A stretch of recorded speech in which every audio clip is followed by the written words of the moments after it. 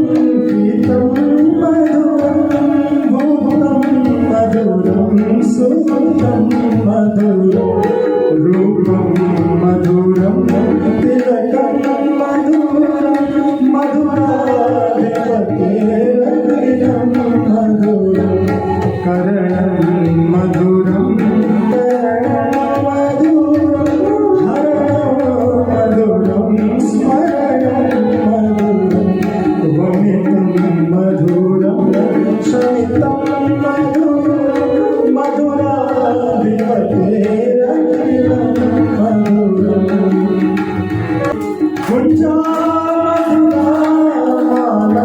मधुरा यमुना मधुरा बीच मधुरा सलिलं मधुरं रमणं मधुरं मधुराधिपतेरखिलं मधुरं गोपी मधुरा लीला मधुरा युक्तं मधुरं भूतं मधुरं दृश्यं मधुरं शेषं मधुरं मधुराधिपतेरखिलं मधुरं गोपाल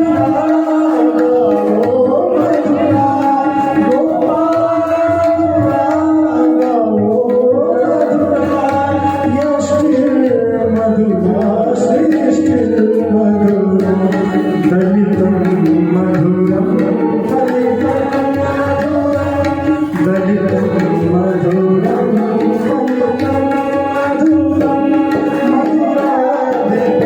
मधुराधिपतेरखिलं मधुरं अधगं मधुरं वदनं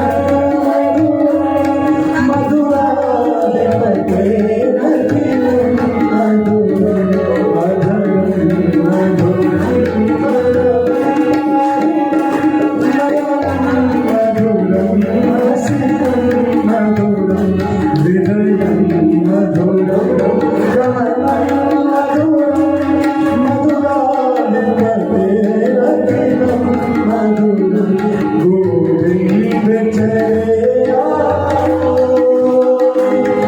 गोपाल चले गोविंद चले गोपाल चले हे गिरिधर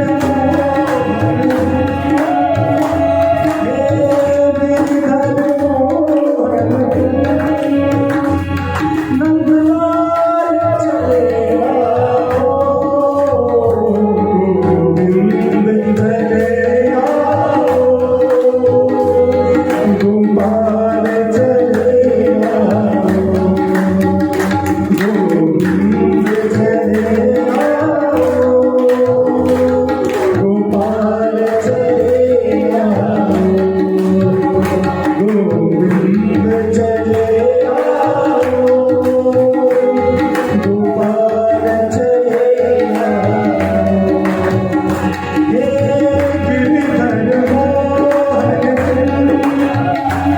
नंदलाल चले गोविंद चले गोपाल चले गोविंद चले गोपाल चले गोविंद चले गोपाल चले गोविंद चले गोपाल चले गोविंद चले गोपाल चले गोविंद चले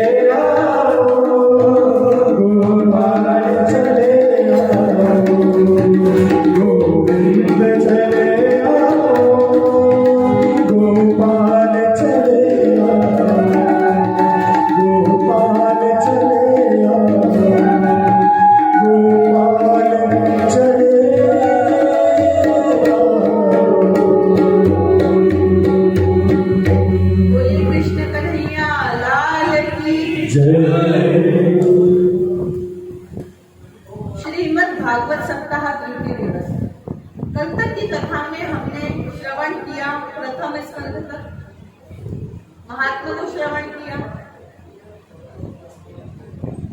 यहाँ पर राजा परीक्षित के राज्य में कलयुग का प्रवेश हो चुका था।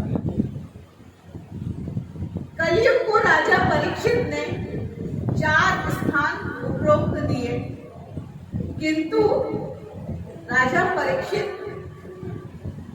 को लगा कि ये जो कलयुग है ये बहुत ही भयंकर है, ये सृष्टि का अति शीघ्र दमन कर देगा। पर हमारे कलयुग में बहुत वर्ष पड़े हैं, अभी तो प्रथम चरण ही है। हम संकल्प में बोलते हैं ना कल प्रथम चरण है, तो अभी प्रथम चरण ही चल रहा है और हम प्रथम चरण में देख सकते हैं दया पूर्ण रूप से क्षय हो गई है, भक्ति भी धीरे धीरे क्षय होती जाए, दान करना स्वार्थ में ही हो गया है, और तो और जितने भी तीर्थ मठ मंदिर बन गए हैं ये एक व्यापारालय बन गया है। ये कलयुग के ही लक्षण है। अगर आपको कलयुग आने नहीं देना है, सतयुग के समान भक्ति स्थिर रखनी है, तो क्या करना है? सच्चे हृदय से गोविंद का नाम स्मरण करना है, सच्चे हृदय से अपने इष्ट अपने परमात्मा को सदैव भजते रहना है। जहां पर धर्म के कार्य होते रहते हैं, जिस घर में भक्ति का माहौल बना रहता है, उस घर में कभी किसी प्रकार का कष्ट दुविधा नहीं है। और किंतु अचानक थोड़ी सी आ भी जाए ना तो गोविंद सब संभाल लेते। द्रौपदी पे भी संकट आया, सुदामा पे भी संकट आया, पर क्या किया? कुछ दिन के कहते हैं ना, आज अंधेरा है तो कल उजाला जरूर आएगा। ऐसे ही कलियुग राजा परीक्षित से कहते हैं कि आपने तो आपकी तरफ से 4 स्थान दिए हैं मुझे रहने के लिए, पर किंतु एक स्थान मुझे अपनी तरफ से भी चाहिए। तो राजा परीक्षित बोलते कि आप बताइए आप कौन से स्थान में रहना है? तो कह दिया स्वर्ण। अब स्वर्ण में आजकल की माताएं तो स्वर्ण के ही आभूषण पहनती हैं, पर हो क्या गया है, आजकल उसने बेंटेक्स का रूप भी ले लिया स्वर्ण। तो ये कलयुग के ही लक्षण है। किसी समय में हमारी जो संस्कृति थी इतनी शुद्ध थी, पर धीरे धीरे कलयुग के प्रभाव से सब क्षय हो गई। अब हमको चिंता ये लगी रहती कि कलयुग स्वर्ण में भी है, तो अगर आप घर में जो भी कुछ आभूषण लाओ, सर्वप्रथम अपने ठाकुर जी को स्पर्श कर दोगे ना, तो उस आभूषण का, उस रत्न का आप पर कोई भी गलत असर नहीं पड़ेगा। इसलिए दिवाली पे क्या करते, लक्ष्मी पूजा में स्वर्ण की पूजा करते ना, कि ताकि कलयुग उस पे नहीं लगे, चोरी नहीं जाए, कहीं हमसे घूमे नहीं, कहीं चलते चलते कुछ हमारा गिर नहीं जाए। डर रहता है ना कि कोई हमसे रास्ते में आते जाते कुछ छीन नहीं ले। तो एक बार अगर आप सच्चे हृदय से अपने घर में रखे ठाकुर जी को स्पर्श करवा दोगे ना, तो उसका कोई हानि नहीं। इस प्रकार से जब राजा परीक्षित ने स्वर्ण का मुकुट धारण किया था, जंगल में विचरते विचरते एक ऋषि के आश्रम पहुंचे, शमक ऋषि के यहाँ। तो शमक ऋषि अपनी ध्यान अवस्था में बैठे हुए भगवान का ध्यान कर रहे थे। वो इतने ध्यान में मगन थे कि उन्हें अपने वातावरण का, अपने स्थान का कुछ सुध-बुध नहीं रहा। राजा परीक्षित उनके पास में थोड़ी सी जल की कामना से आया कि जरूर कि इस आश्रम में जल तो पीने के लिए होगा, पर शमक ऋषि इतने व्यस्त थे अपने ध्यान में कि उनको सुध-बुध ही नहीं रहा। राजा परीक्षित के बार बार आग्रह करने पर अब राजा परीक्षित को क्रोध आ गया। क्रोध क्यों आया? क्योंकि उन्होंने स्वर्ण का मुकुट पहना, कलयुग था ना उस स्वर्ण में, तो उनकी बुद्धि वैसे ही पलटी। और क्या क्या इतने बड़े विद्वान राजा ने, ज्ञानी धर्मात्मा राजा ने, जो राजा संतों की, मुनियों की सेवा में तत्पर रहते थे, ऐसे राजा ने क्या किया, अपने तीर की सहायता से एक मरा हुआ सर्प उठाया है और ले जाकर के शमक ऋषि के गले में डाला। फिर भी ऋषि को कुछ असर नहीं पड़ा, क्यों? वो तो अपनी ध्यान अवस्था में थे। पर चुपके से वहां पर एक शिष्य ने ये कृत्य होते हुए देख लिया। तो वो शिष्य जाते जाते दौड़ते दौड़ते श्रृंगी ऋषि से कहते हैं कि हे ऋषिवर, आपके गुरुदेव के गले में किसी ने मरा हुआ सर्प डाल दिया। पर उन्हें उनका कोई नाम ज्ञात नहीं था कि वो राजा परीक्षित है, वह द्वापर युग के एक शेष राजा है। बस ऋषियों का श्राप था। जल लिया हाथ में, संकल्प लिया कि जिस भी राजा ने मेरे गुरुदेव के गले में मरा हुआ सर्प डाला है, उससे ठीक आज से 7वें दिन उसकी मृत्यु हुई। और यह बात जाकर के श्राप की बात उन्हीं के गुरुवर ने जाकर के राजा परीक्षित से। अब वो क्या होता है, जो भी मनुष्य इस मानव देह में, इस सृष्टि में आया है, उसको जाना तो जरूर है। 7 दिन में ही आता है, 7वें से 8वां दिन नहीं होता है, और 7वें दिन ही आएगा, 7वें दिन ही जाएगा। कैसे? सोमवार मंगलवार से लेकर के रविवार तक 7 दिन होते हैं ना, 8वां दिन देखा है। पर जो हिरण्यकश्यप था ना, उसे बहुत अच्छा वरदान मांगा था भगवान से। आज के प्रसंग में हम श्रवण करेंगे उसका, अंत में विश्राम है। अब यहाँ पर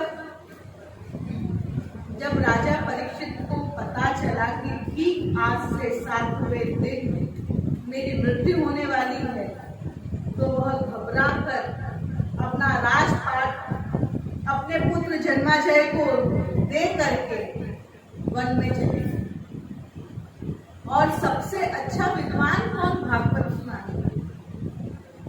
एक मैं आपको बात बताती हूँ, जितने भी ये कथा जो भागवत के जो क्रम चले हैं ना, सब संतों ने ही कही। सर्वप्रथम महर्षि वेदव्यास जिन्होंने रचना करी, उन्होंने कही, गणेश जी ने लिखी। उसके पश्चात सूत जी महाराज ने कही थी, 88,000 ऋषियों ने श्रवण की। उसके बाद शंकर जी ने कही थी, कि शंकर जी भी योगी है, शंकर जी ने कही थी। पार्वती माता ने श्रवण करी, और श्रवण करते करते क्या हो गया, उनकी निद्रा लगी।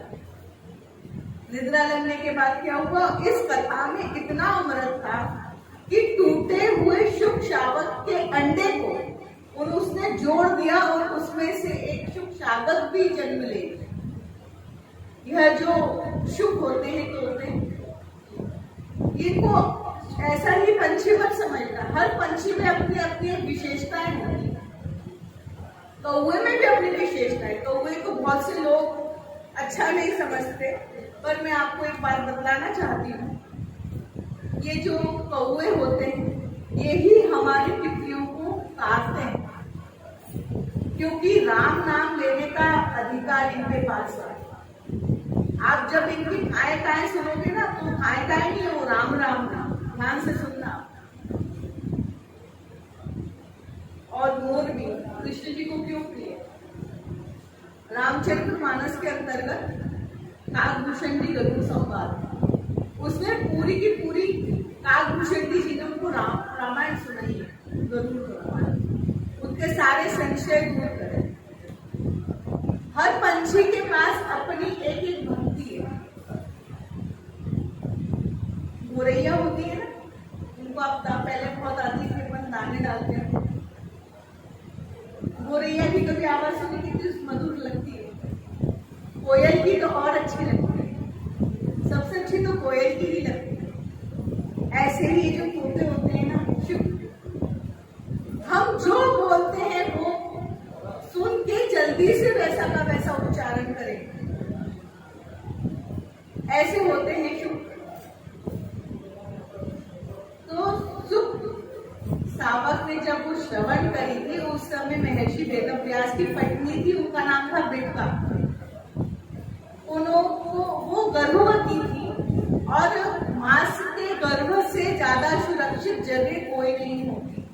जब आदि शंकर भूत भवन भगवान को पता चला कि ये मेरी जो अमर कथा है, ये किसी शुक सावक ने श्रवण कर रहा था, तो उनको मारने के लिए अपने त्रिशूल को उठाया है और शुक सावक आगे आगे भाग रहे हैं अपनी जान बचाने के लिए और पीछे पीछे शंकर जी। जिस प्रकार से माँ बिटका ने गर्भावस्था में उबासी ली है, तो उस समय वह शुक सावक जाकर के माँ के गर्भ में उन्होंने शरण ली। अब शंकर जी बड़े क्रोध में आकर के महर्षि वेदव्यास जी के आश्रम के सामने खड़े हुए, बोले कभी तो गर्भ से बाहर आएगा। पर शुक सावक जो माँ के गर्भ में शरण ली, 1 वर्ष 2 वर्ष करते करते पूरे 12 वर्ष तक माँ के गर्भ में। 12वें वर्ष के पश्चात जब माँ को गर्भ में पीड़ा हुई, उस समय महर्षि वेदव्यास जी महादेव की स्तुति करते हैं, महादेव से आग्रह करते हैं कि देखिए, अब आपकी अमर कथा तो मेरे पुत्र ने तो सुन ही ली है, अब वो बाहर निकलेगा वैसे ही अमर रहेगा। कृपया करके आप यहाँ से चले जाएं, आपके भय के कारण मेरा पुत्र जन्म नहीं ले पा रहा है, अब मेरी पत्नी को प्रवास की पीड़ा हो रही है। आग्रह मानते तो देखिए, हम भगवान शंकर जी से हमारा अगर कोई अपराध भी हो जाए ना, उनके सामने एक बार क्षमा मांग लेना, तो वह आपकी गलतियां माफ कर देते हैं। ऐसे ही जब भगवान शंकर जी वहां से प्रस्थान किए और शुकदेव भगवान का जन्म हुआ। बोलिए शुकदेव भगवान की। अब इधर शुक सावक के रूप में शुकदेव भगवान का जन्म, इनको मतलब संस्कार ऐसे थे कि इनके जन्म के पूर्व से ही इनको पूरी भागवत कथा का रसास्वादन इन्होंने पूर्व में कर लिया था, तो ऐसे ही अमर हो गए। और एक संवाद हुआ था, गोकर्ण जी ने जब अपने भाई धुंधकारी की मुक्ति हेतु यह कथा का सत्संग किया, ज्ञान यज्ञ किया। उसके पश्चात द्रौपदी युग के अंत में सुखदेव जी के द्वारा राजा परीक्षित को यह कथा श्रवण कराई। इसके साथ मैंने आपको कल संवाद भी बताया था, किस किस के बीच में संवाद भी बताया। आज हम तृतीय स्कंद के अंतर्गत भागवत कथा का जो संवाद है उसको श्रवण करेंगे, जो कि उद्धव और मैत्री जी के बीच में। ये भागवत के अलग अलग क्रम है कि किस प्रकार से भागवत प्रारंभ हुई और हम तक कैसे पहुंची है, और इसमें क्या क्या ज्ञान है, भगवान के स्वरूपों की अलग अलग झांकियां हैं। देखिए, भागवत कथा, भागवत ज्ञान यज्ञ, भागवत संगीतमय कथा, ये भागवत तो होती रहती है, पर भागवत का मूल तत्व आप जब तक नहीं पहचानेंगे, भागवत का सार नहीं जानेंगे। आप सभी के घर भागवत है, आप प्रणाम करो, क्योंकि वो भगवान श्री कृष्ण जी के विरह स्वरूप है। भागवत को अगर श्रवण करना है तो आज जो कपिल भगवान और माता देवभूति का जो शांति उपदेश है, आप इसको श्रवण करें। इसके पश्चात गोपी उद्धव संवाद जो दसम स्कंध में, और दत्तात्रेय भगवान के 24। इसके साथ में अगर आपको और थोड़ी सी गहराई में जाना है, गोपी गीत, भ्रमर गीत, इन गीतों को अगर आप समझ लेंगे कि गीत क्यों लिखा है और उसमें भगवान की क्या महिमा है। गाते तो हम सब रह जाए थे, तेरी कम जन्मना व्रज, पर इसका सार क्या है, इसमें भगवान के लिए गोपियां क्या कहना चाह रहे हैं। अगर आप इसको समझ लेंगे, आपको पूरी भागवत समझ में आ जाएगी। आज के क्रम में विदुर जी के द्वारा कृष्ण जी की महिमा कही थी। हम विदुर जी कौन, इसके बारे में भी जानते हैं। तो पहले विश्राम हुआ। जब राजा परीक्षित ने अपने पुत्र जन्माजय को सारा राज्यपाठ देकर के वन को चले गए, शुकदेव जी का आगमन हुआ है। यहाँ पर शुकदेव जी के आगमन पर राजा परीक्षित ने उनको ऊंचा आसन। भागवत कथा के अंतर्गत इतना ज्ञान है, इतना ज्ञान है कि ये 7 दिन भी कम है। पहले निवृत्त कथा चली थी। शुकदेव जी के सम्मुख जब राजा परीक्षित बैठे थे तो उनके परीक्षित राजा के हृदय में इतनी जिज्ञासा थी, इतने प्रश्न थे। मैंने कल के कथा में भी आपसे ये निवेदन किया था कि अपनी जिज्ञासा खत्म नहीं हो रही। तभी हमको भागवत कथा को बार बार श्रवण करने की इच्छा होती है कि और भागवत कथा के अंदर क्या है, इसकी क्या गहराई है। हाँ, भागवत कथा के अंतर्गत उत्सव होते हैं, जन्म उत्सव होता है, भगवान का रुक्मिणी मंगल होता है, भगवान की गोवर्धन लीला का दर्शन होता है, वो सब होता है। पर इसके साथ इसका ज्ञान क्या है? देखिए, ज्ञान जब तक बच्चे को मिलता नहीं तो भटकता है। 10वीं से बच्चा पास करके जब 11वीं में आता है तो उसके पास और जिज्ञासा होती है कि इस विषय में क्या है, इसको करने से क्या होगा। जब तक हमारी भगवान के प्रति जिज्ञासा खत्म नहीं होगी, क्षय नहीं होगी, हम ऐसे ही भटकते रहेंगे। भगवान आपके स्वयं के हृदय में, आप अपने हृदय में झांक के देखिए। हमारी ये 5 ज्ञानेंद्रियां और 5 कर्मेंद्रियां ही भगवान के अंश हैं। हरि व्यापक सर्वत्र समान। भगवान तो पत्ते पत्ते में, कण कण में, अणु अणु में। तो पहले अपने हृदय में बैठे हुए गोपाल गोविंद को देखिए, उनके दर्शन करें। अब यहीं पर हम प्रथम स्कंद को विश्राम करते हैं, द्वितीय स्कंद में प्रवेश करते हैं। अब यहाँ पर परीक्षित के मोक्ष का क्रम प्रारंभ। देखिए, मोक्ष सबका होना है। जहाँ भक्ति है वहाँ मोक्ष है। हमको हमारे कर्मों से, जब हम कोई अच्छा कार्य करते तो उसका फल भी अच्छा मिलेगा। बुरा कर्म करेंगे तो बुरा फल मिलेगा। राजा परीक्षित ने अपने जीवन काल में बहुत अच्छे अच्छे कर्म किए थे। बड़े बड़े यज्ञ करवाए, बड़े बड़े अनुष्ठान करवाए, भगवान के मंदिर का निर्माण करवाया। तो उसका अंत क्या रहा? एक संत के द्वारा उसने अंत समय में भागवत जैसे महान ग्रंथ को श्रवण किया। अब यहाँ पर हम द्वितीय स्कंध में प्रारंभ करते हैं। तो इस स्कंध के जो प्रथम श्लोक के अंतर्गत राजा परीक्षित सर्वप्रथम शुकदेव जी से प्रश्न करते हैं कि हे देव, आप मुझे कृपया करके ये बताइए कि मरते हुए व्यक्ति को क्या करना चाहिए। जो व्यक्ति की मृत्यु होने वाली है उस समय हमको क्या करना चाहिए। और दूसरा प्रश्न, 2 प्रश्न करे थे राजा परीक्षित ने कि मरते हुए व्यक्ति को अपने जीवन में क्या करना चाहिए और व्यक्ति को, मनुष्य को जीवन में क्या करना चाहिए और क्या नहीं करना चाहिए। इसी पे पूरी भागवत आधार। इस 2 प्रश्न पे माता पार्वती जी ने शंकर जी से पूछा कि अमर कथा क्या है, तो पूरी की पूरी भागवत कथा हो। गोकर्ण के भ्राता धुंधलधारी के लिए मुक्ति के लिए भी क्या मार्ग था? भागवत कथा। तो मनुष्य को जीवन में अगर एक बार इस भागवत कथा का रसास्वादन कर लिया तो उसकी मुक्ति होना निश्चित है। तो जो पहला प्रश्न था जो राजा परीक्षित का शुकदेव जी से कि मनुष्य मरते हुए व्यक्ति को क्या करना चाहिए, उस समय पूर्ण रूप से वैराग्य ले लेना चाहिए। अपने इष्ट मित्रों, सांसारिक लोगों के साथ जो भी कुछ संबंध रहे हैं उन्हें वहीं पर क्षय करके भगवान की लीलाओं का अनुसरण करना चाहिए। भगवान के रूपों की अलग अलग महिमा का मन ही मन गुणगान करना चाहिए। ये नहीं कि हमने जीवन काल में ये किया, इतना जोड़ा, क्या होगा, किसको वसीयत देंगे, क्या करेंगे, नहीं।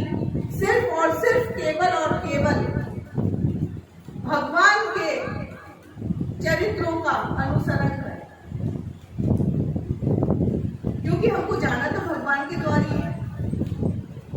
कि यमराज आएंगे नरक ले जाने की। इच्छा तो सबकी यही होती है ना, स्वर्ग जाए। तो स्वर्ग जाने के लिए भगवान का आप ध्यान करें, भगवान के चरित्रों का अनुसरण करें, तो आपको जाकर के मोक्ष पद प्राप्त होगा। अब मनुष्य को जीवन में क्या करना चाहिए, क्या नहीं करना चाहिए, यह तो महाभारत में भगवान श्री कृष्ण ने अर्जुन को भी बहुत अच्छे से बताया है। चाणक्य नीति में भी बहुत कुछ लिखा है। योग वशिष्ठ में श्री रामचंद्र जी ने अपने गुरु वशिष्ठ जी से भी यही सब प्रश्न पूछे हैं। कुछ ऐसे ग्रंथ हैं भागवत के अलावा जिसको अगर हम पढ़ लें, मनन कर लें, तो जीवन में कोई हमारे पास में प्रश्न शेष ही नहीं रहेंगे जीवन जीने के लिए। तो क्या करना चाहिए, हमको सदैव धर्म का ही कार्य करें। जो भी आपका धर्म है, एक पत्नी धर्म हो, माता धर्म हो, पिता धर्म हो, पुत्र का धर्म, अपने धर्म से हमको कभी भी वंचित नहीं रहना। भक्ति करें, निस्वार्थ भक्ति करें, प्रेम करें जिसमें किसी प्रकार की कामना शेष नहीं है कि हाँ आज हम भगवान से प्रेम कर रहे हैं, भगवान को हम जल अर्पित करेंगे, भगवान हमको ये चीजें प्राप्त करेंगे, हमारी मनोकामना पूरी करेंगे। मनोकामना पूरी करने के लिए भी भगवान के पास में कुछ दूसरे अन्य साधन है। हम ये वर्ष भर में इतने व्रत, पूजा, एकादशी, प्रदोष, पूनम व्रत क्यों करते हैं? हमारी मनोकामना सिद्ध करने के लिए तो करते हैं। पर भगवान से मात्र आप सिर्फ व्रत के दिन ही या किसी तीज त्योहार के दिन ही प्रेम नहीं करें। अभी चूंकि जैसे ये पितृपक्ष चल रहा है, हम पितरियों को स्मरण कर रहे हैं, पितरियों के फोटो के सामने हम होम धूप लगाते हैं, उनके लिए ब्राह्मण को दान आदि देते हैं। यह सब आप अपने अन्य दिनों में भी तो कर सकते हैं। पितरियों का तो आशीर्वाद सदैव सदा आपके लिए होना चाहिए, मात्र शेष सिर्फ इस पितृपक्ष के हेतु नहीं होना चाहिए।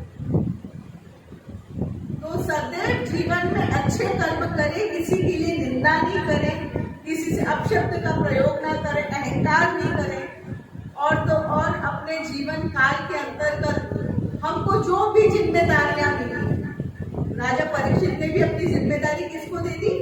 उनके पुत्र जन्मेजय और वैराग्य प्राप्त। हर कार्य की एक अवस्था होती है।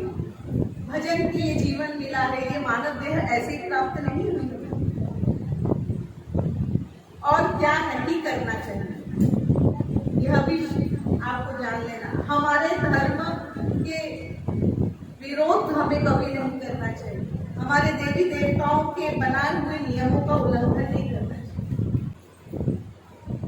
ऐसे ही अच्छे काम करो, बुरे काम ना करो, धर्म करो, अधर्म से दूर रहो, दया करो, दान करो, तप करो, जप करो, किसी से व्यर्थ की बैरता ना रखें। इस प्रकार से प्रश्न करते हुए राजा परीक्षित आगे चल करके भागवत के स्वरूप का दर्शन करने के लिए शुकदेव जी से आग्रह करते हैं।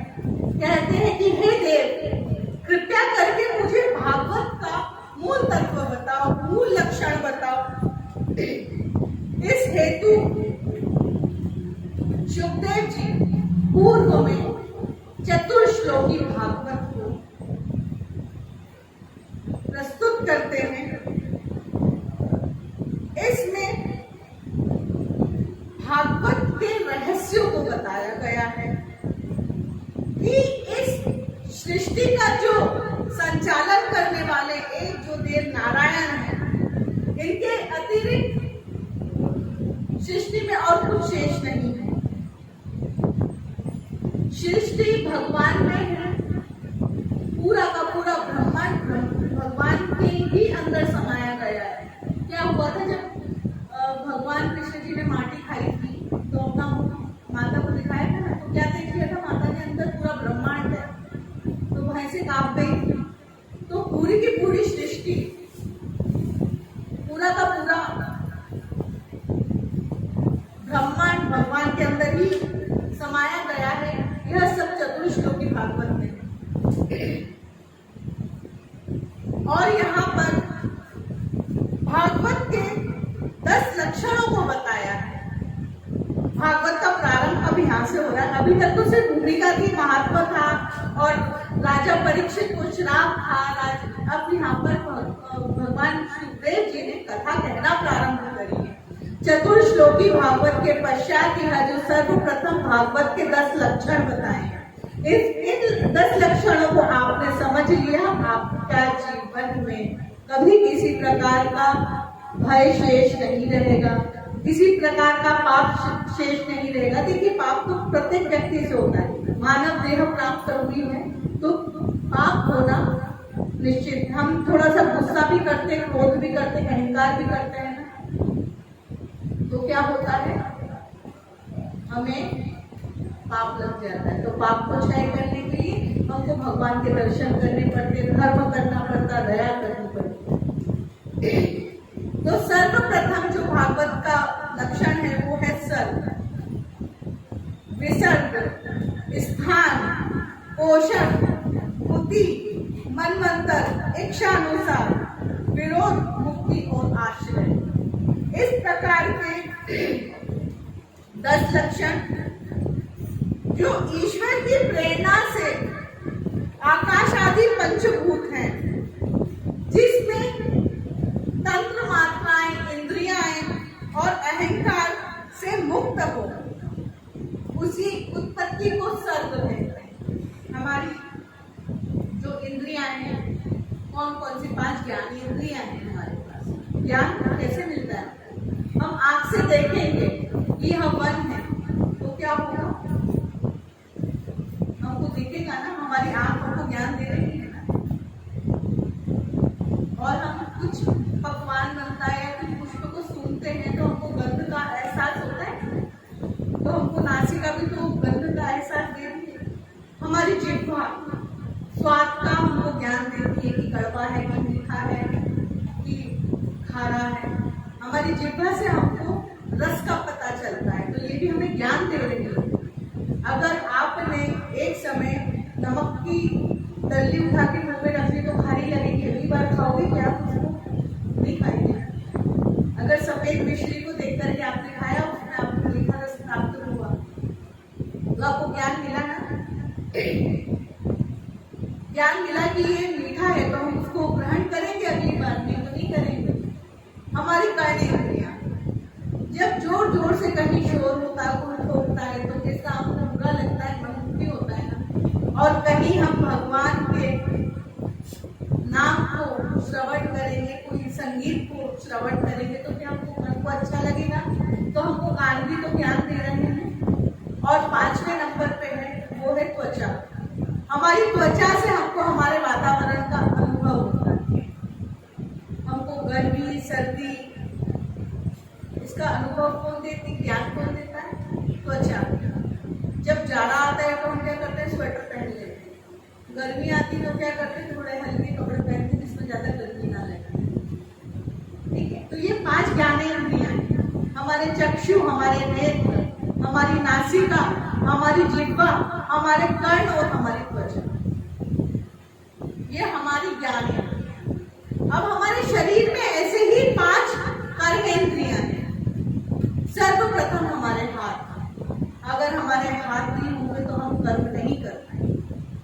भले ही वह किसी भगवान की सेवा करना हो, कोई गृह कार्य हो, या किसी प्रकार से कोई गाड़ी चलाते हुए तो हाथ से चलाते हैं, ऐसे ही हमारे पैर हैं, ये हमारी कर्मेंद्रियां हैं। हमारा जो पेट है यह भी कर्मेंद्रियां हैं। हम जो भी आहार लेते हैं उसको पचाने का कार्य करता है। हमारा मुख, जब तक हम मुख में डालेंगे नहीं, चबाएंगे नहीं, तो कर्म कैसे होगा? वो रस अंदर उदर तक कैसे जाएगा, पेट तक कैसे जाएगा? और 5वां हमारा शरीर। देखिए, भगवान ने हमको ये मानव देह मिला, तो इस मानव देह से हमको देव दर्शन करना चाहिए, तीर्थाटन करना चाहिए। यह शरीर जब तक है आपके पास में, तो जब तक आप देव कार्य करें, नहीं तो अच्छे भी विद्वान तो क्या संग्रह करने वाले भी विसर पड़ जाते हैं। ना उनको भगवान के दर्शन हो पाते हैं, ना उनके हाथों से कोई देव कार्य सिद्ध हो पाता है। जब तक ये मानव देह प्राप्त है आपको, जब तक मानव देह आपकी कार्य कर रही है, हो सके तो तीर्थाटन करो, वेद दर्शन करो, व्यर्थ ना गवाओ इसको। आप एक कमरे में एसी की हवा खाते खाते देखिए, भोग करने के लिए शरीर मिला है, आप अच्छा भोजन ग्रहण करें, अच्छा आप आहार लें, पर अपने जो प्रारब्ध है उसको ना भूलें। हमको प्रारब्ध हमारा कर्मों के अनुसार कहाँ से प्राप्त हुआ, यह हमको भगवान से ही प्राप्त हुआ। इस प्रकार से जो सर्ग है वो हमारी इंद्रियां और तन मात्राएं हैं। आगे चल करके जो सृष्टि का चराचर निर्माण होता है वह है विसर्ग। विनाश की ओर बढ़ने वाले इस सृष्टि का मर्दन करने को स्थिर कहते हैं। देखिए, सृष्टि बनी है ना, तो सृष्टि का क्षय भी होगा। कोई भी एक चीज है, अगर उसका प्रारब्ध है, कोई भी किसी वस्तु का प्रारब्ध होता है, किसी भी वस्तु का प्रारब्ध होता है तो उसका अंत भी होता है। कैसे? अब आपका शरीर आपको माता पिता के द्वारा प्राप्त हुआ है, 60, 70, 80 वर्ष के बाद आपको जाना है, ये निश्चित है। अगर हमने किसी वस्तु का निर्माण किया, किसी इलेक्ट्रॉनिक डिवाइस का निर्माण किया, तो उसको भी कुछ समय के बाद क्षय होना है। पहले क्या चलता था? मोटरोला, सीमेंट के मोबाइल चलते थे, आज देखें वो भी जब बने उसका उपयोग हुआ, वो सब क्षय हो गए। आजकल के स्मार्टफोन, आईफोन। तो इस प्रकार से इस सृष्टि में कोई भी वस्तु आई, किसी भी वस्तु की उत्पत्ति हुई है तो उसका क्षय होना निश्चित है। मानव देह हो या किसी जीव जंतु का शरीर हो, किसी पशु पक्षी का शरीर हो या कोई वृक्ष, अगर कोई अजर अमर है इस पृथ्वी पे तो वो है सप्त चिरंजीव अश्वत्थामा बलि व्यास। यह जो सप्त चिरंजीवी है ये ही जीवित है, इनके अलावा और किसी को अधिकार नहीं। देखिए, रामचंद्र जी भी आए, उन्होंने भी समाधि ले ली। कृष्ण जी भी आए द्वापर युग में, उनका भी शरीर पूरा हुआ। अब जब कलगी भगवान आएंगे ना, वो वैष्णो देवी माता से जाकर के विवाह करेंगे। ये कलयुग है, भगवान कलगी भगवान का अवतार होगा, पर अभी नहीं होगा। अभी तो आप जैसे भक्त लोग जीवित रहेंगे ना और भगवान भक्ति करते रहेंगे, तो जब तक कलयुग नहीं आएगा। कलयुग वही आता है जहाँ पर पूरी तरह से भक्ति क्षय हो गई। अब यहाँ पर आगे इसी प्रकार से जो भगवान के विभिन्न अवतार हुए हैं और अवतार अंतर्गत जब भगवान अपने भक्तों से प्रेम करते हैं, इसको कहा गया है, उस गाथाओं को कहा गया है। देखिए, जो भगवान है ना, भक्तों के द्वारा ही पहचाने जाते हैं। बिना भक्त के भगवान नहीं बन सकते। अब यहाँ पर जिस प्रकार से प्रहलाद थे, तो प्रहलाद से ही तो नरसिंह भगवान जाने गए। तो भगवान की लीलाएं, भगवान की महिमाएं तो ऐसी असंख्य है, जितना हम उनका रसास्वादन करें उतना कम है। इसी प्रकार से भागवत के 10 लक्षणों को यहाँ पर श्री भगवान के चरणों में समर्पित करते हुए अब हम तृतीय स्कंध की ओर चलेंगे। तृतीय स्कंध के प्रारंभ में उद्धव जी, नाम सुना हो? कौन थे? कृष्ण जी के परम भक्त थे। इसी प्रकार से जो भक्त है, भक्त के कारण ही भगवान की महिमा बनती है। और विदुर जी का भी नाम सुना। विदुर नीति क्यों प्रसिद्ध है? क्योंकि यह धर्मराज के अवतार है। मांडव्य ऋषि जो कि बहुत ही विद्वान वेदों में पारंगत। एक समय की बात थी, 12 वर्ष से मांडव्य ऋषि की आयु थी। इन्होंने एक सुंदर से उपवन में किसी कीट पतंग को पकड़ लिया और वृक्ष में से कांटा निकाल करके इनको चुभाया। उन्हें ज्ञात नहीं था कि यह जीव जंतु है, क्योंकि 12 वर्ष तक बच्चों की जो बुद्धि रहती है ना, वो इतनी विकसित नहीं होती है। वो सत्य असत्य धर्म अधर्म नहीं जानता। पर मांडव्य ऋषि ने क्या किया था कि एक कीट पतंग को पकड़ करके उन्हें एक वृक्ष के कांटे की सहायता से उनको घात पहुंचाया, और जब उनके शरीर में से पीप और रक्त निकला तो मांडव्य ऋषि को अपने बाल्यावस्था में आनंद हुआ, क्योंकि बाल्यावस्था में सच में बच्चों को नहीं पता रहता है कि सत्य असत्य क्या है, लाभ हानि क्या है, धर्म अधर्म क्या है, अच्छा बुरा क्या है।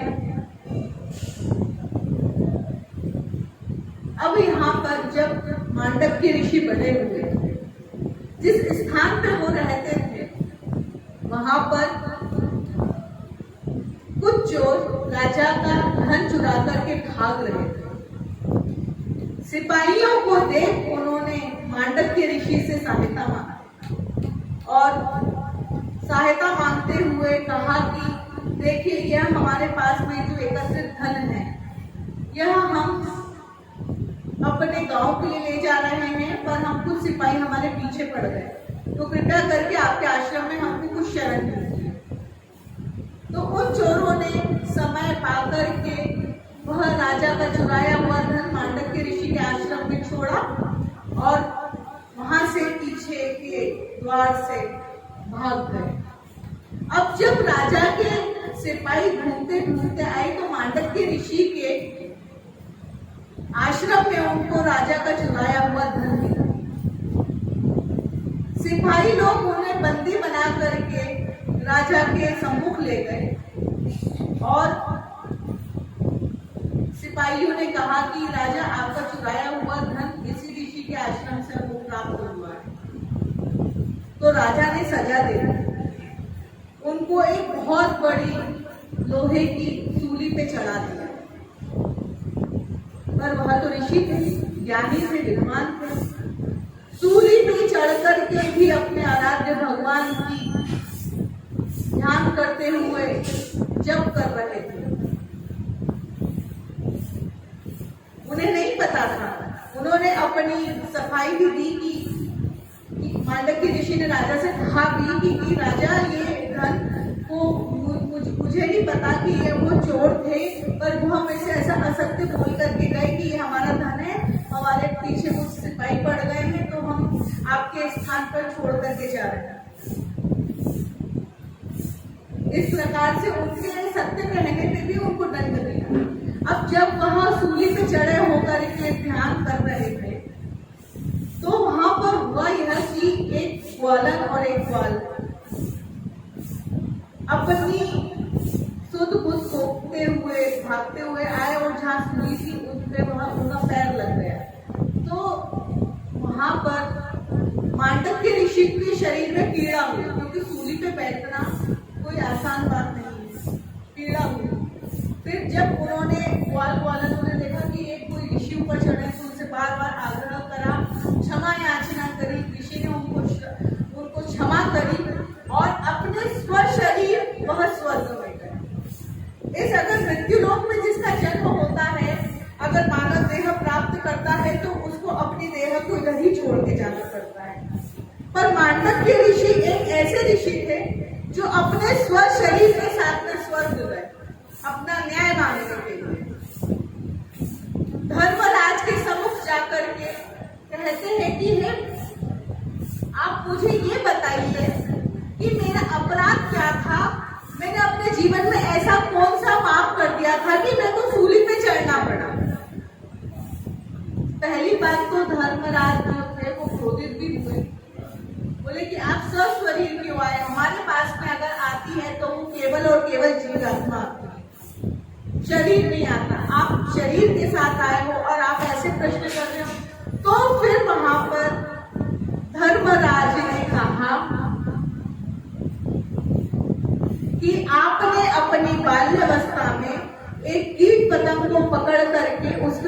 चुभाई, एक कांटा चुभाया था, उसको पीड़ा हुई थी, तो वही दंड आपका मैंने आपके अंत समय दिया कि आपको भी सूली पे चढ़ना होगा। उस समय मांडव्य ऋषि ने, और कहते हैं कि बाल्यावस्था में कभी भी बालक को या बालिका को सत्य असत्य का बोध नहीं होता है, ज्ञान का बोध नहीं होता है, धर्म अधर्म का बोध नहीं होता है। तो वह जोड़े ने अगर अपने बाल्यावस्था में कोई कृत्य किया भी था तो उसको पाप को मुझे वहीं पे क्षय होना था। और अगर जब मैंने अपना ज्ञान अर्जित किया, जब गुरु की शरण में आया, अगर जब से लेकर अभी तक अगर कोई पाप किया हो तो मुझे उसकी सजा दे। अब मैं आपको श्राप देता हूँ कि आप मृत्यु लोक में जाकर के किसी दासी के यहाँ पर जन्म लोगे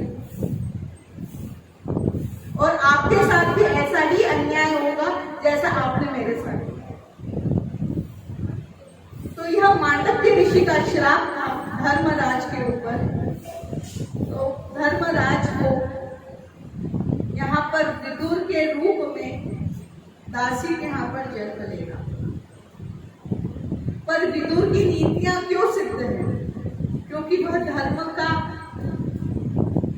भेद जानते हैं, क्या सत्य था क्या असत्य था। क्योंकि पूर्व जन्म का भी तो कुछ ना कुछ हमको ज्ञान रहता है। अगर आपने पूर्व जन्म में अच्छे कार्य किए होंगे तो आप अच्छे कुल में जन्म लेंगे, अच्छे श्रेष्ठ कार्य करेंगे, श्रेष्ठ परिवार मिलेगा। नहीं तो बहुत से बच्चे तो जन्म लेते ही अनाथ हो जाते हैं। तो इसी प्रकार से जब धर्म अधर्म का हमको ज्ञान होने लगे तो हमको आगे रह के पाप नहीं करना चाहिए। हमको पता है कि चप्पल पहन करके किसी मंदिर मठ में अंदर नहीं जाना चाहिए, और फिर भी बोले कि नहीं लोग तो पहन रहे हम भी करें। हमको तामसिक भोजन नहीं करना चाहिए, क्योंकि जैसा खावे अन्न वैसा होवे मन, जैसा पीवे पानी वैसी होवे वाणी, जैसा खावे अचार वैसा होवे विचार। और फिर भी हम क्या करते हैं, जो चीज हमको पता है कि ये चीज गलत है, फिर ठीक है क्या होता है, व्रत में ये नहीं करना चाहिए, वो ऐसा करना चाहिए, फिर पता होते हुए भी हम कोई गलत कार्य करते हैं तो वो पाप रहते हैं।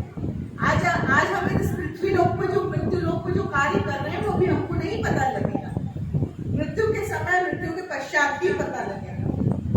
इस प्रकार से विदुर जी का जन्म इस मृत्यु लोक पे हुआ था।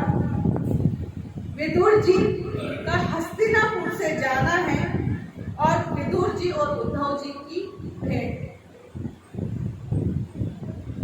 उद्धव भगवान कृष्ण जी के परम भक्तों में से एक हैं। ये विदुर जी से इनका मिलन होता है और यहाँ पे सिर्फ और सिर्फ कृष्ण चरित्र की चर्चाएं चलती, कृष्ण लीलाओं के बारे में अनुसरण होता है। और उसी समय मैत्री जी का भी वहां पर आगमन होता है। मैत्री जी सम्मुख बैठ करके यहाँ पर कृष्ण लीलाओं को समझ रहे हैं, सुन रहे हैं।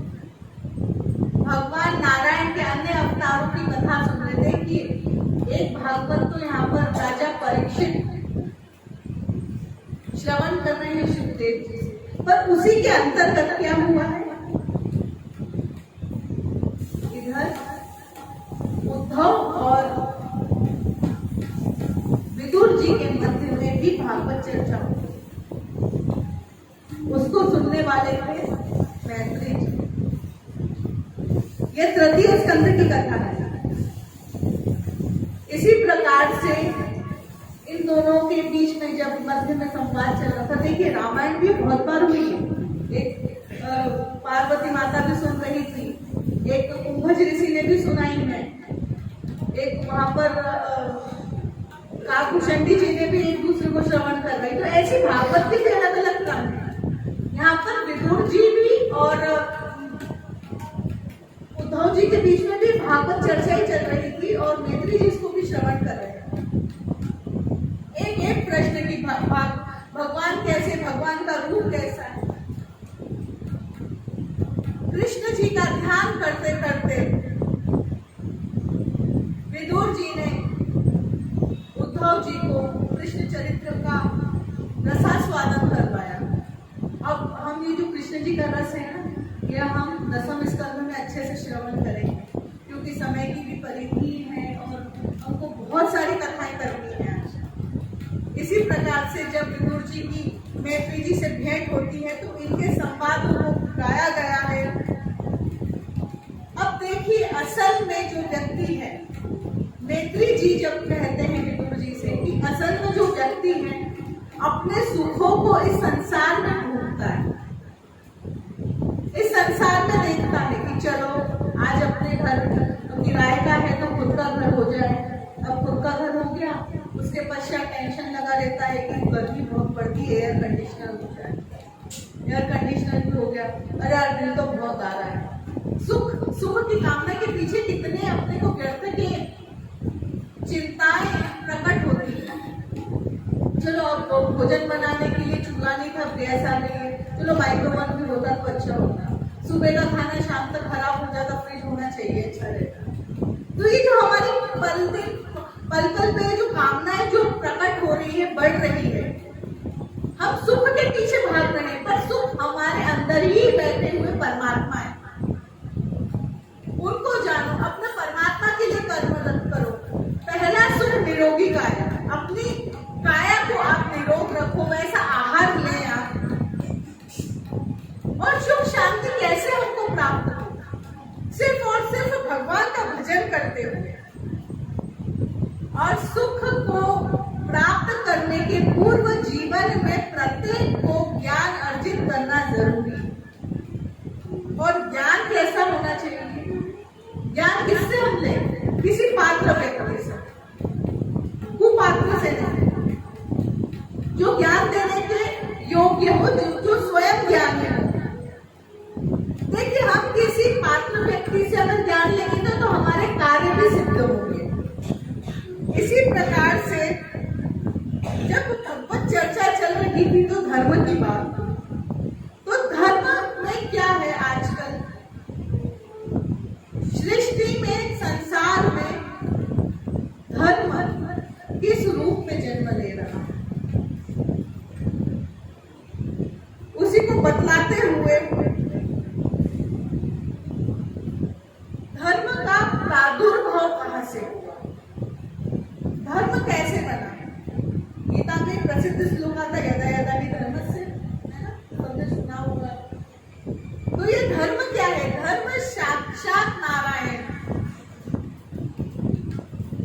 इसी के साथ में धर्म का प्रारंभ कहां से हुआ? सृष्टि से ही हुआ है, कोई और सृष्टि में तो नहीं है। धर्म भले आज हम अच्छे कर्म कर रहे हैं, हमारा जो सनातन धर्म है, अनेक अपनी उसकी संप्रदाय बन गई है, पर ये जो धर्म आया था ना, ये सृष्टि के प्रारंभ से आया। अब सृष्टि का वर्णन हम श्रवण करेंगे कि हम आज आए कहाँ से, हम मानव देह कहाँ से आए। ये तृतीय स्कंध के अंतर्गत ही है। हमारा प्रारंभ कैसे हुए, हम मानव कैसे आए, हम मानवों का जन्म कैसे हुआ। थोड़ा सा ध्यान देकर के आप श्रवण करो, आपके जीवन में कोई प्रश्न शेष नहीं रहेगा कि हम आए कहां से। इस संसार में कुछ नहीं था, सिर्फ एक ओंकार की ध्वनि। यह ओंकार की ध्वनि पंच महाभूत में विभाजित हुई। पंच महाभूत वायु, अग्नि, जल, पृथ्वी, नभ, इन पांचों तत्वों में पूर्ण रूप से ओंकार की ध्वनि है। अब कैसे? वायु, जब किसी आप ऊंची पवन श्रृंखला पे खड़े हुए हो और आप श्रवण करें तो आपको पवन की धीरे धीरे साए साए साए साए करके आपको आवाज आती है, वो ध्वनि है ना वायु की। अग्नि, आप जब कभी हवन करते हो, अग्निहोत्र करते हो, या कोई आप दीपक को प्रज्वलित करते हो, जब वो बुझता है तो भप भप भप भप करके बुझता है। किसी आप सूखे पत्ते को जलाते तो चिचिर करके आवाज आती है आपको, तो अग्नि में ध्वनि है ना। जल, जब जल बरसता है किसी सरोवर में या किसी झरने में या मेघों के द्वारा, तो आवाज होती है, ध्वनि होती है। पृथ्वी, जब किसी आप सूखी भूमि के ऊपर जल डालेंगे तो शुम शुम करके आवाज आएगी आपको। सुनना कभी ध्यान से, हल्की सी धीमी सी आपकी ध्वनि आएगी, पर जब भूस्तर होता है, भूकंप होता है, तो एकदम से कड़क करके आवाज आती है। और नभ में तो आवाज होती है, कल परसों में हमने बहुत श्रवण करी है। जब बादलों की गर्जना होती है तो ध्वनि तो प्रकट होगी भी होगी। तो इस प्रकार से वायु, अग्नि, जल, पृथ्वी, नभ, इनमें जो एक ध्वनि छुपी हुई है, यह ओम की ध्वनि, यह किसी सृष्टि को उत्पन्न करती है। वैसे ही स्त्री का जो देह है वो संतान को जन्म देता है, संतान को आगे लाने के लिए सृष्टि में लाता है। तो ये ओम का उच्चारण स्त्रियों को बिल्कुल नहीं करना चाहिए। ओम का उच्चारण करने से स्त्रियां का जो शरीर है वो अंदर से धीरे धीरे विकलांग होने लगता है, बीमारियां घेर लेती है।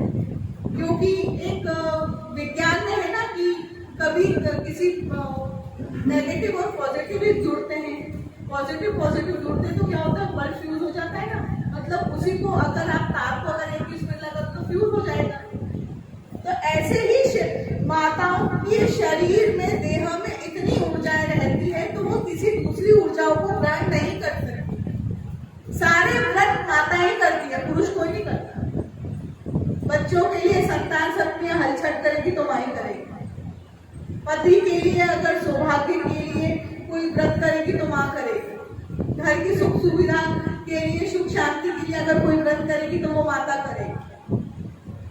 सारे व्रत माताओं करते हैं, पुरुष नहीं करते। वैसे कभी अनंत चौदस गई थी, उसी दिन करते हैं, पुरुष जन्म करते हैं। तो माताओं के शरीर में इतनी ऊर्जा होती है, इतने 16 श्रृंगार उनको जो बांध के रखते हैं कि ताकि उनके शरीर से ऊर्जा कहीं और व्यर्थ नहीं जाए। इसीलिए ये 16 श्रृंगार, हाथ में चूड़ी, माथे में बिंदी, गले में मालाएं, पैरों में पायल, पाँव में बिछुड़ी, कमर में करधोने, क्यों बांध के रखते हैं? क्योंकि स्त्री की शरीर की ऊर्जा कहीं व्यर्थ नहीं जाए। तो इसलिए स्त्रियों को ओम का उच्चारण नहीं करना चाहिए। आपको जप कर रहे हैं, नमः शिवाय का जप करो, नमो भगवते वासुदेवाय, नमो भगवते वासुदेवाय, ओम का उच्चारण नहीं। जितना आप ओम का उच्चारण करेंगे अपने शरीर में, धीरे धीरे blood pressure, diabetes, liver, kidney, धीरे धीरे यही सब बीमारियां आपके मार्ग में आएंगी। पुरुष लोग कर सकते हैं, और जो पुरुष लोग गायत्री नहीं करते हैं, यज्ञ पवित्र धारण नहीं करते हैं, ओम का उच्चारण नहीं करते हैं, तो वो विकलांग होने लगेंगे। कैसे? उनको शुगर होने लगेगी, उनको डायबिटीज होने लगेगी, उनको अन्य प्रकार के रोग धीरे धीरे ग्रसित करने लगेंगे। इसलिए पुरुषों के लिए कुछ हमारे शास्त्रों ने, हमारे गुरुमानों ने कुछ कर्म विशेष बताए गए हैं, स्त्रियों के लिए कुछ अन्य कर्म श्रेष्ठ बताए गए हैं। ऐसे ही सृष्टि की उत्पत्ति पंच महाभूत के द्वारा हुई है, और पंच महाभूत का एक जो सार तत्व है वो ओम है। जब ये ओंकार की ध्वनि का जब विस्तार हुआ तो ये पंच महाभूत बने। इन पंच महाभूत सर्वप्रथम वायु, अग्नि, जल, पृथ्वी, आकाश के रूप में इस सृष्टि में विद्यमान हुए, और वहां पर एक कमल के पत्ते के पत्ते के कमल का पुष्प भी नहीं, सिर्फ कमल का पत्ता। अगर हो सके तो हमारे बाल मुकुंद की सेवा है ना, कमल के पत्तों से भी करें, उसके ऊपर श्री लिख करें, क्योंकि जो भगवान विष्णु जी की पत्नी है ना, उनका नाम, लक्ष्मी का नाम श्रीली। तो कमल के पत्ते के ऊपर चंदन से श्री लिख करके भगवान के चरणों में अर्पित करें, भगवान प्रसन्न हो। हम भगवान को कमल नयन बोलते हैं क्योंकि उनके नेत्र है ना एकदम कमल के समान। भगवान का सर्वप्रथम जो बाल कमल के पत्ते के ऊपर तैरता हुआ इस सृष्टि में सर्वप्रथम आया। श्लोक है ना, बालम मुकुंदम पंचाशनरामी, श्री कृष्ण गोविंद हरे मुरारी, हे नारायण वासुदेव। ये भगवान का जो बाल मुकुंद जो स्वरूप है कैसा है? भगवान अपने पैर का अंगूठा स्वरूप देखा है भगवान का आपने कहीं? भगवान का जो पैर का अंगूठा है वो स्वयं चूस रहे हैं। क्यों? भगवान का मुख तो ब्राह्मण है, भगवान की जो देह है वो क्षत्रिय है, भगवान का जो उदर है वो वैश्य है और जो भगवान के पैर है वो शूद्र है। तो भगवान ने अपने अंगूठे को चूसते हुए यह सिद्ध बता दिया कि मेरे में कोई जाति भेद कुछ नहीं। ये जाति परंपरा एक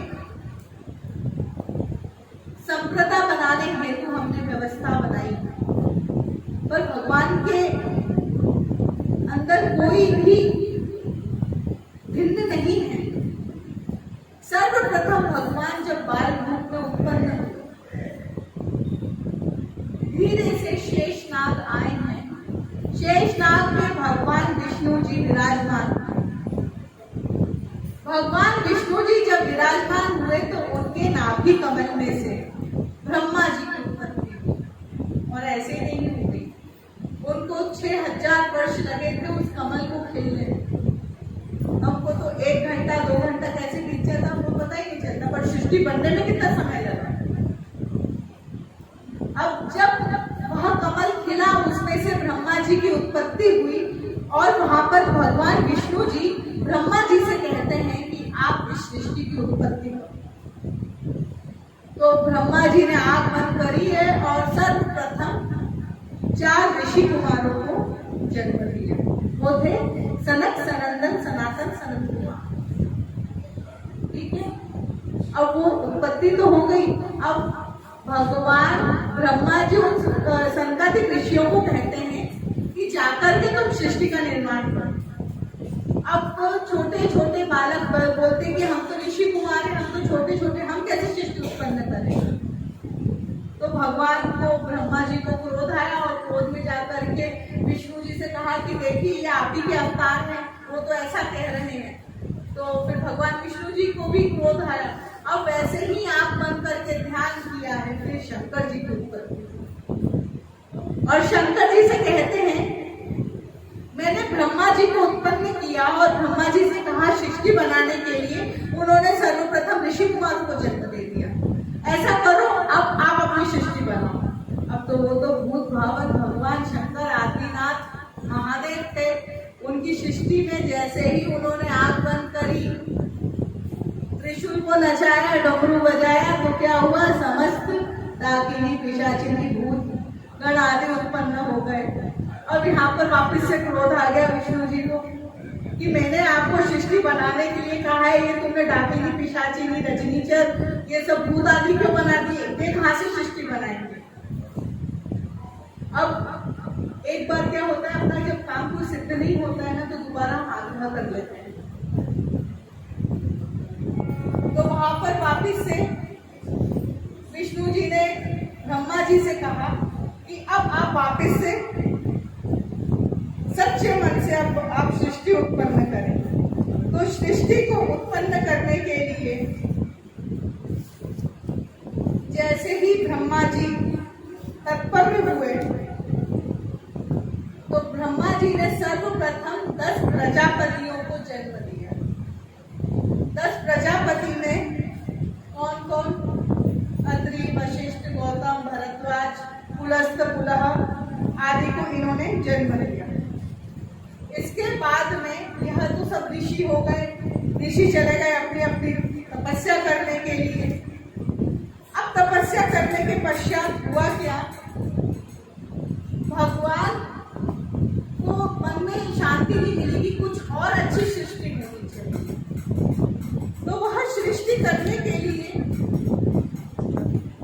ब्रह्मा जी ने अपने सीधे हाथ से मनु और उल्टे हाथ से शत्रुपा को जन्म दिया।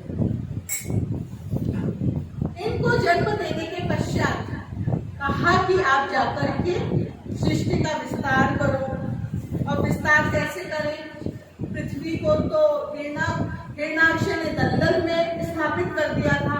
यही चिंता लेकर के ब्रह्मा जी गए हैं विष्णु जी के पास में और उनसे आग्रह किया कि हे नाथ, हे भगवान, कृपया करके आप हमारी रक्षा करें। हमने सृष्टि उत्पन्न तो कर दी, पर इसका विस्तार तो पृथ्वी पे ही होना संभव है, मृत्युलोक पे ही होना संभव है।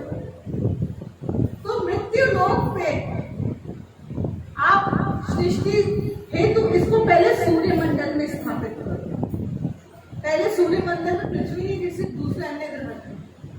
तो जैसे उसी समय ब्रह्मा जी को छींक आ गई, और जैसे ही छींका है तो उनकी नाक में से छोटे से अंगूठे जैसे भगवान का प्रादुर्भाव हुआ, और देखते देखते देखते देखते वह बड़े हुए। तो कौन हुए? देखिए, सनंदन सनातन सनत कुमार, ये भगवान के पहले अवतार। हम इस द्वितीय स्कंद से आगे आगे धीरे धीरे भगवान के अन्य अवतारों की लीलाओं को भी हम श्रवण करते रहेंगे, पर यहाँ पर सर्वप्रथम सनत सनंदन सनातन सनत कुमार, इनका सनकादिक ऋषियों का जन्म हुआ, और जो 5वें नंबर के जो अवतार थे 5वें क्रम में, वो हुए श्री बारह भगवान। बोलिए बारह भगवान की। हम तो देखो भगवान की जो लीलाएं हैं, भगवान के अवतारों पर बहुत अच्छे से हम श्रवण कर सकते हैं। तो जब ब्रह्मा जी ने छींका था, उनकी नासिका से भगवान नारायण ने वराह अवतार लिया है, और हिरण्याक्ष को उद्धार करके अपनी नासिका पे पृथ्वी को धारण करके इस सूर्यमंडल पे विराजमान किया। अब यह जो सूर्यमंडल है, सूर्यमंडल में ये जो पृथ्वी माता की धरा है, यह परिक्रमा लगाती है सूर्य नारायण। और ये जो पृथ्वी है ना, भगवान के शेषनाग के ऊपर, और उसके पृथ्वी के नीचे क्या है? क्षीर सागर, जहाँ पे भगवान नारायण शेषनाग पे विराजमान है, और लक्ष्मी माँ उनके चरण दबा रही है। जो पूर्व में ब्रह्मा जी ने जो सृष्टि उत्पन्न की, ब्रह्मा जी की गोद से नारद जी का जन्म हुआ। ब्रह्मा जी के अंगूठे से दक्ष का जन्म हुआ, प्राण से वशिष्ठ जी, त्वचा से भृगु ऋषि, हाथ से क्रतु, नाभि से पुलह, कानों से पुलस्त ऋषि, मुख से अंगिरा ऋषि का जन्म हुआ, नेत्रों से अत्रि, मन से मरीचि।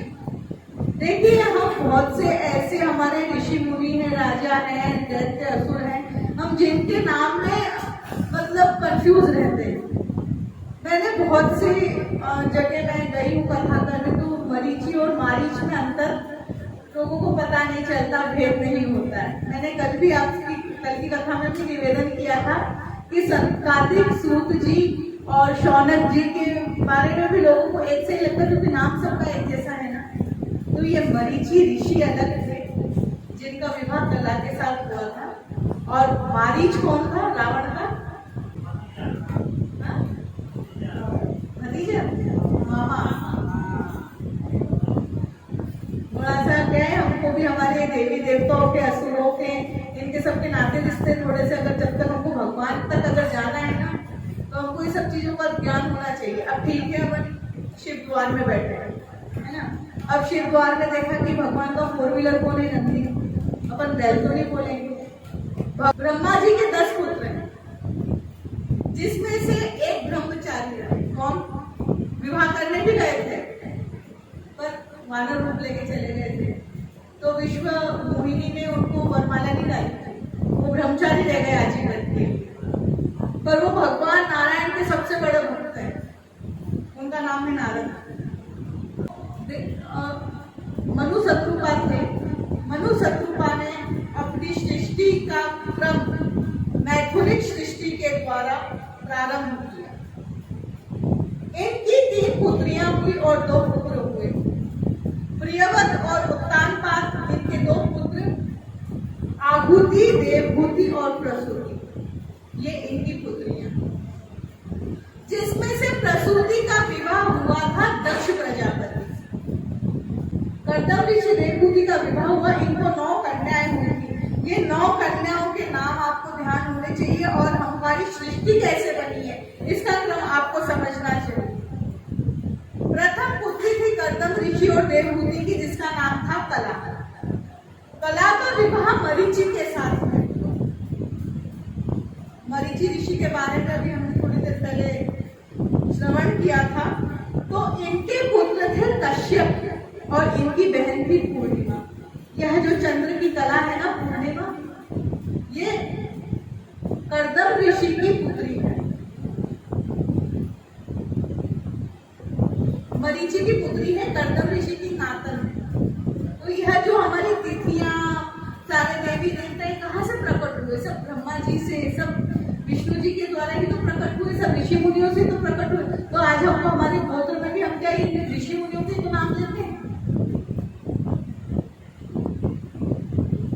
तो कला और मरीचि की पुत्री थी पूर्णिमा और पुत्र थे इनके कश्यप। और कश्यप ऋषि ने तो पूरी की पूरी सृष्टि को ही विस्तार किया। मरीचि ऋषि के ही वंश में आगे चल करके कौन हुए? रामचंद्र जी। मरीचि जी के वंश से सूर्यवंशी रहे। अब यहाँ पर अनसुईया और अत्रि, देवहूति की पुत्री जो थी अनसुईया, इनका विवाह हुआ था अत्रि ऋषि के साथ। इनसे 100 मतलब चंद्रमा, दत्तात्रेय भगवान और दुर्वासा ऋषि का जन्म। गति का विवाह हुआ पुलह के साथ में। यक्षा का हुआ अगिरस के साथ में। तो अगिरस और यक्षा की जो पुत्री थी वो थी अमावस्या। और इनके जो पुत्र थे वो थे बृहस्पति। ये जो देवताओं के गुरु कौन है? बृहस्पति देव है ना। तो ये बृहस्पति किनके पुत्र थे? अगिरस के। पूर्णिमा उनकी पुत्री थी मरीचि की और अगिरस की पुत्री थी अमावस्या। ऐसे ही आगे चल के प्रिया का विवाह क्रतु के साथ हुआ। शांति का विवाह हुआ था दधीचि के साथ। अरुंधति का विवाह हुआ था वशिष्ठ जी के साथ। दधीचि ऋषि के बारे में पता है आपको? उनकी हड्डी के ब्रज के सहायता से वृत्तासुर का उद्धार किया था। वृत्तासुर ब्राह्मण था पर असुर कार्य करता था, इसलिए इंद्रपुत्र को ब्रह्म हत्या लगी। ऐसे ही करके आगे चल के हम कल के प्रसंग में प्रसूति और दक्ष कन्याओं के बारे में श्रवण करेंगे।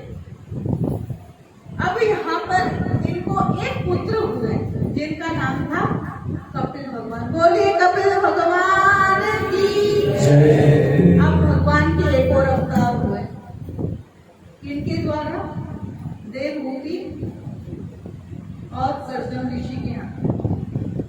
कर्दम ऋषि बहुत ही तपस्वी संत, आध्यात्म यात्राएं में तत्पर रहते थे।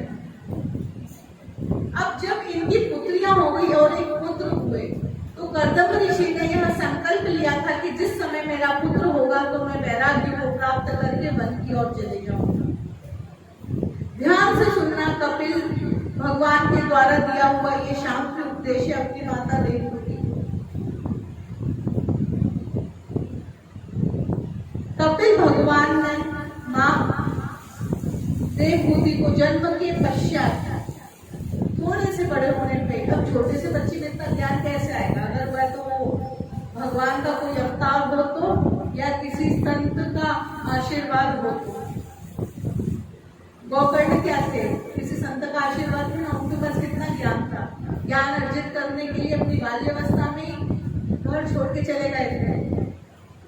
तो ऐसे ही कपिल भगवान जब भगवान नारायण के अवतार थे, जन्म लेते से ही जब उनके पिता कर्दम ऋषि वन को चले गए, यहाँ पर कपिल भगवान ने देवहूति माता को शांति उपदेश देना प्रारंभ किया। ध्यान से सुनिएगा। इस संसार में, इस चराचर भूमि पे अगर कोई सत्य है तो वह केवल और केवल धर्म। धर्म की 4 कली है। इसके पश्चात जहाँ धर्म होगा वहां अर्थ आएगा। अच्छा बुरा दोनों कर्म के धर्म के अनुसार। और जब अपने पास में अर्थ आएगा तो हमारी कामनाएं बढ़ेगी। जब कामनाएं क्षय हो जाएगी तो हमको मोक्ष प्राप्त होगा। ऐसे ही धर्म को बनाने वाला मनुष्य किस प्रकार से सृष्टि में आता है। भगवान का तो क्रम हमने श्रवण करा कि भगवान विष्णु जी के नाभि कमल में से ब्रह्मा जी हुए, फिर रुद्र अवतार हुआ। इस प्रकार से धीरे धीरे पूरी सृष्टि का विस्तार होते रहा। अब यहाँ पर जब मनुष्य अधोगति का वर्णन करते हुए योनि के सुख में रमे हुए व्यक्ति आसक्त रहते हैं। मनुष्य जीवन भर केवल और केवल अपने भरण पोषण के लिए दिन रात कार्य करता रहता है। कभी यह चिंता भी नहीं करता है कि हमारी इस मानव देह को एक दिन मृत्यु होना निश्चित है। वह भजन करना चाहता है तो पर तब अंत समय, और दिन रात इसी प्रकार की यातनाओं में लगा रहता है कि मैंने इतना कर्म किया, मैंने अपने लिए क्या शेष रखा, मैंने दुनिया के ही सुख दुख में सब गवा दिया। मनुष्य योनि को प्राप्त करना बहुत ही कठिन है। ऐसे ही मानव देह प्राप्त नहीं होता। यह कपिल भगवान देव